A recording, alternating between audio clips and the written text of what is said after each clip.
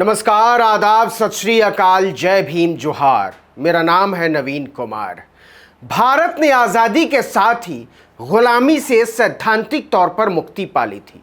सदियों की गुलामी और दास्ता से मुक्ति पाई थी हमने। हम जानते हैं कि यह मानवता पर कितना बड़ा कलंक है, लेकिन क्या आप यकीन करेंगे कि गुलामी की प्रथा अब भी जिंदा है और बाकायदा जिंदा है। और आपको हैरानी होगी कि हमको इस गुलामी पर नाज है। हम खुद को गुलाम बनाए जाने के लिए पैसा दे रहे हैं, गुलाम बनाने वालों को सिर माथे पर बैठा रहे हैं, उनकी आरती उतार रहे हैं। और गुलाम बनाने वाले हैं कौन, ये भी तो सुनिए। हमारा पड़ोसी देश चीन, जो हमारे बाद आजाद हुआ, लेकिन अब हालत यह हो गई है कि चीन के बिना हमारा एक दिन भी काम नहीं चल रहा। अरबों रुपया कूटकर चीन की कंपनियां अपने देश ले जा रही हैं हमसे, और हमारे राष्ट्रवादी भाई लोग चीन के नाम पर आपको लगातार बरगला रहे हैं।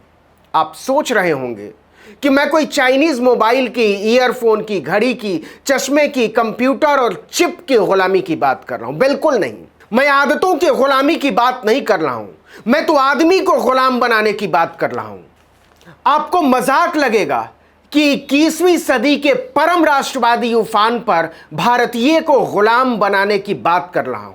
यह मजाक ही तो है, बिल्कुल मजाक नहीं है। आपने वीवो का नाम सुना होगा, बहुत शानदार फोन बनाता है वीवो। तो वीवो एक विशुद्ध चाइनीज कंपनी है और भारतीय राष्ट्रवाद में इसका बहुत बड़ा योगदान है, क्योंकि वीवो के फोन बहुत बिकते हैं। कोरियन कंपनी सैमसंग को टक्कर कोई भारतीय कंपनी नहीं दे रही है, दो चीनी कंपनियां दे रही हैं। एक का नाम है शाओमी और दूसरे का वीवो। वीवो ने साल 2019-20 में भारतीय बाजार में 25,000 करोड़ से ज्यादा का माल बेचा, जो इसके पहले वाले साल से 45% ज्यादा है।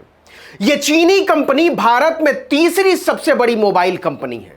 बताते हैं कि वीवो फोन का कैमरा बहुत अच्छा होता है, लेकिन इसके साथ ही एक सच यह भी है कि वीवो का कैमरा आपकी आंखों की नजर छीन लेता है। मेरे हाथ में एक अखबार है, अमर उजाला। तारीख डली है 30 अगस्त 2021। इसमें एक खबर है। इस खबर का शीर्षक है, वीवो की निर्माणाधीन कंपनी में मजदूर की मौत, 5 घंटे हंगामा, उचित उपचार न दिलाने और बंदियों की तरह रखने का आरोप। मेरी नजर जब इस खबर पर पड़ी तो बुरी तरह हिल गया। दिल्ली में प्रधानमंत्री के निवास से केवल 40 किलोमीटर की दूरी पर एक चाइनीज कंपनी मजदूरों को बंधक बनाकर काम करा रही है। बंधक मतलब गुलाम, और किसी पर कोई फर्क नहीं पड़ता, न पुलिस पर, न श्रम अधिकारी पर, न कमिश्नर पर, न डीएम पर, न सीएम पर। और चमका रहे हैं कि हमने चीन के छक्के छुड़ा दिए हैं। कैसे छक्के छुड़ा दिए भाई? टिकटॉक बैन करके। हम टिकटॉक बैन करके राष्ट्रवादी बने हुए हैं, और वो हमारी संसद की नाक के नीचे हमारे भारतीय लोगों को गुलाम बनाए हुए हैं। ये बात मैं क्यों कह रहा हूं, इसको समझने की जरूरत है। ग्रेटर नोएडा में चीन की वीवो कंपनी की एक फैक्ट्री बन रही है, मूंजखेड़ा गांव के पास। पुलिस थाना पड़ता है दनकौर। जब आप दिल्ली से पटना, बनारस, इलाहाबाद, कोलकाता या गुवाहाटी की तरफ रेल से जाते होंगे तो दनकौर नाम का एक स्टेशन भी पड़ता है। इतवार को पता चला कि कंपनी में काम करने वाले एक मजदूर की मौत हो गई है। कैसे हुई कुछ पता नहीं, इसके बारे में भी बताएंगे कि क्यों पता नहीं चला कि मौत कैसे हुई। इस मौत के बाद कंपनी में काम करने वाले मजदूरों ने हंगामा कर दिया। मौके पर पहुंची पुलिस जब शव को पोस्टमार्टम के लिए ले जाने लगी तो मजदूरों ने उन्हें बहुत हिम्मत करके रोक दिया।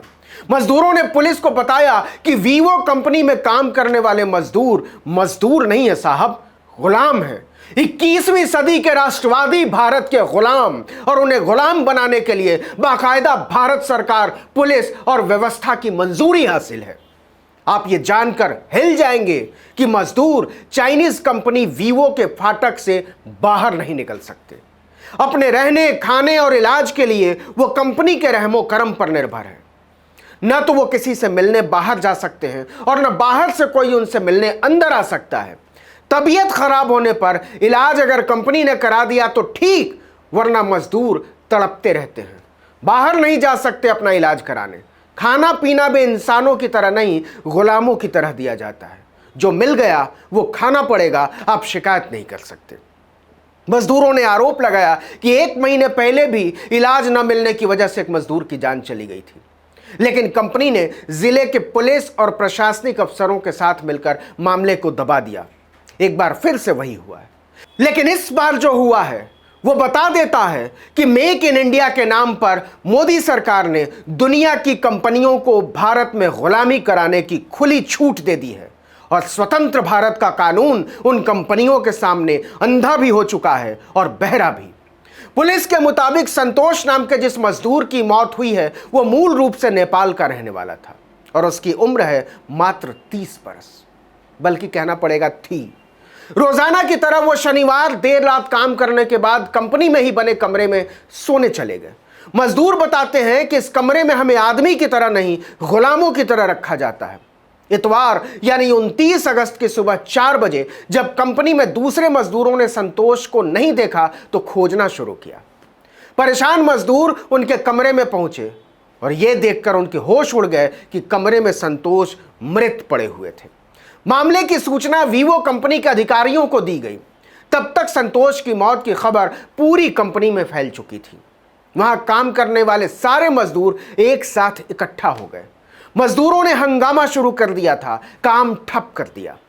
एसीपी के साथ भारी तादाद में पुलिसकर्मी वीवो कंपनी पहुंचे, लेकिन पुलिस का रवैया देखिए।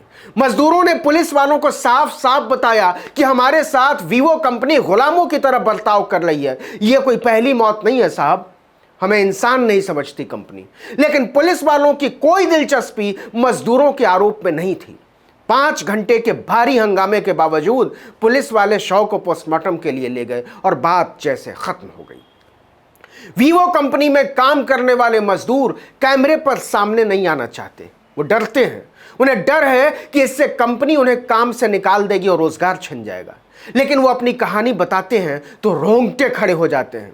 जितने मजदूरों से भी हमारी बात हुई उन्होंने बताया कि परिवार का पेट पालने के लिए हम वीवो कंपनी में काम जरूर कर रहे हैं, लेकिन यह कंपनी हमारे लिए कंपनी नहीं कैद खाना है। यहाँ यूपी, बिहार, राजस्थान और मध्य प्रदेश, नेपाल के सैकड़ों मजदूर काम करते हैं, लेकिन एक बार कंपनी के गेट में दाखिल हो गए तो बाहर निकलने का रास्ता बंद।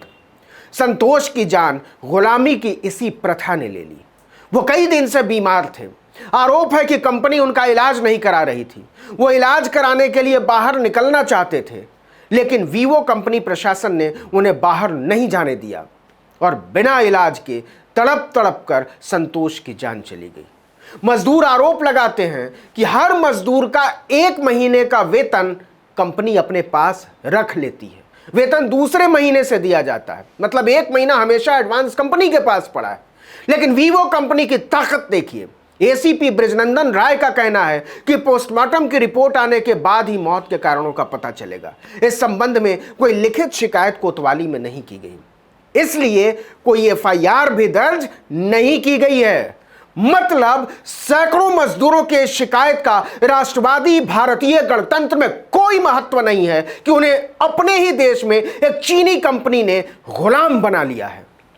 आपको याद होगा डोकलाम विवाद के बाद जब चीनियों ने हमारे वीर सैनिकों को धोखे से मार डाला था, तब परम राष्ट्रवादी मोदी जी ने 3 बार में चीन के 224 ऐप्स पर पाबंदी लगा दी थी।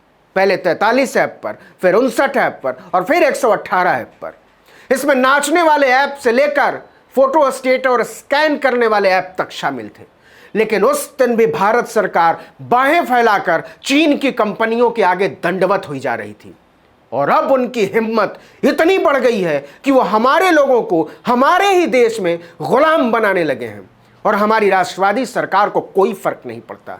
मेक इन इंडिया गुलामी वाला विकास बहुत बहुत मुबारक हो आपको। इस वीडियो में इतना ही, लेकिन अगर आपने अब तक आर्टिकल 19 इंडिया को सब्सक्राइब नहीं किया तो फौरन कर लीजिए। बेल आइकॉन दबाइए, घंटी जैसी आकृति लाइक कीजिए और कमेंट करके बताइए हमारा वीडियो आपको कैसा लगा। नमस्कार।